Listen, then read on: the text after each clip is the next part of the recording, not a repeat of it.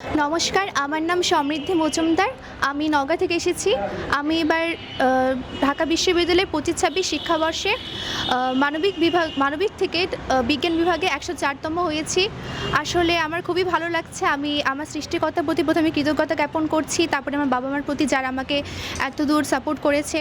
আমি ঢাকা বিশ্ববিদ্যালয় সহ মোট ৫টি বিশ্ববিদ্যালয়ে পরীক্ষা দিয়েছিলাম। এগুলো হলো জাহাঙ্গীরনগর, জগন্নাথ, বিউপি, রাজশাহী ও ঢাকা। তো আমার এই ৫টাতে সৃষ্টিকর্তার কৃপায় চান্স হয়েছে। সবগুলোতে মোটামুটি ভালো পজিশনও এসেছে।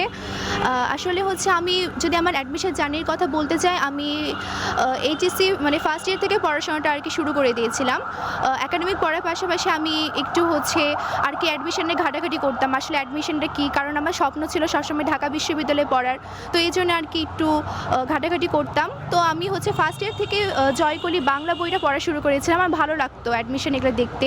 বইটি আমাকে খুব বেশি হেল্প করছে, আমার অ্যাডমিশন জার্নিটা আরও বেশি স্মুথ করছে। ফার্স্ট ইয়ার থেকে জয়কলির বাংলা বিচিত্রা, ইংলিশ বিচিত্রা আর জিকে বইটা তোমরা দেখতে পারো, পড়াশোনা শুরু করে দিতে পারো। এটা তোমাদেরকে অনেক বেশি হেল্প করবে।